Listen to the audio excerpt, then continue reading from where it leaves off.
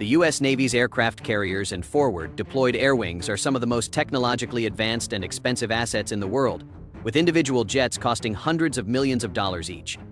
Despite their sophistication, these aircraft are not invulnerable. In fact, some of the Navy's most critical fighter jets, including the F-35C Lightning II and F-A-18E Fave Super Hornet, are routinely exposed to extreme weather conditions at sea, conditions that can severely test their durability and operational limits. Recently, high-profile reports have revealed that the Navy has been flying, maintaining, and staging these billion-dollar jets in conditions far beyond what most land-based aircraft ever encounter. From hurricane force winds to towering swells that toss carriers like toy ships, aircraft carriers are unique platforms. Unlike land bases, they move constantly, often in the path of storms and severe weather systems.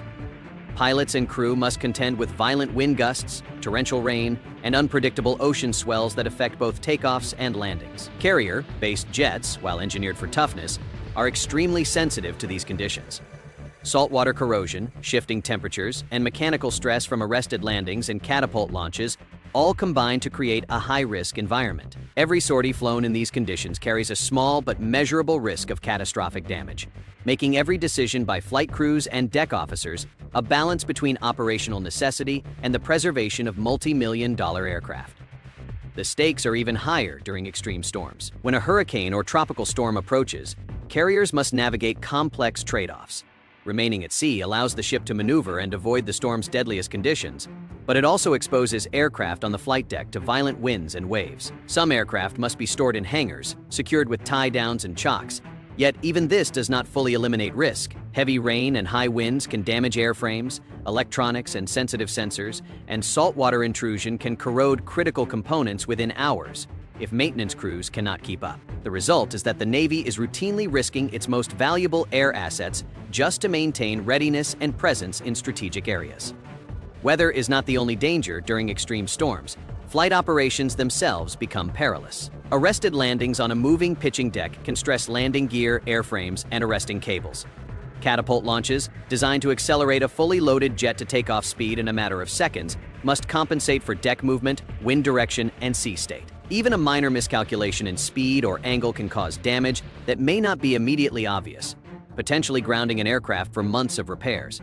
When multiple jets are being launched and recovered in rapid succession, the cumulative stress on the fleet becomes staggering. Despite the risks, the Navy continues to operate in these conditions because strategic imperatives demand it. Carrier strike groups often deploy to volatile regions, from the Persian Gulf to the South China Sea, where adversaries are watching and global tensions can flare at any moment. Maintaining an active air presence, showing that jets are ready to launch within minutes, is a core component of U.S. naval power projection. Commanders weigh the financial cost and operational risk of exposing billion-dollar jets to storms against the political and strategic consequences of standing down. And they often choose to keep aircraft ready and on deck. This decision underscores the extraordinary pressures faced by naval aviation crews, who must operate cutting-edge technology under conditions that would be inconceivable for most land-based air forces. There are also human factors to consider. Deck crews, maintenance personnel, and pilots are working long hours in dangerous conditions. Operating on a wet rolling deck during 60-knot winds is physically exhausting and mentally taxing, increasing the potential for mistakes. The Navy mitigates these risks with rigorous training, detailed weather monitoring, and redundant safety procedures. But no system is foolproof. Every mission flown in extreme weather is a calculated risk, and historical incidents have shown that even highly trained crews can suffer accidents when nature tests the limits of engineering and human endurance. The Navy's commitment to pushing its aircraft and carriers through these extreme conditions reflects the dual nature of maritime power.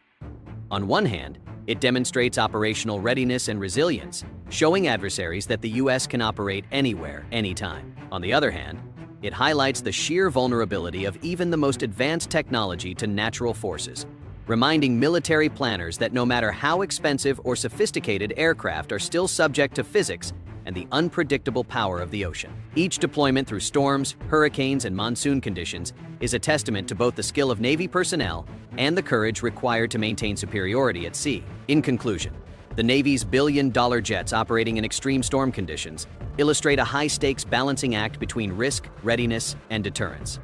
These aircraft are engineered marvels, but they are also vulnerable to nature's fury. The U.S. Navy's willingness to put them in harm's way underscores the importance of maintaining strategic presence, projecting power globally, and ensuring that naval forces can respond to crises regardless of environmental conditions. For pilots and deck crews, every storm represents not only a physical challenge, but a test of skill, endurance, and the Navy's ability to sustain its unmatched air power in some of the harshest conditions on Earth.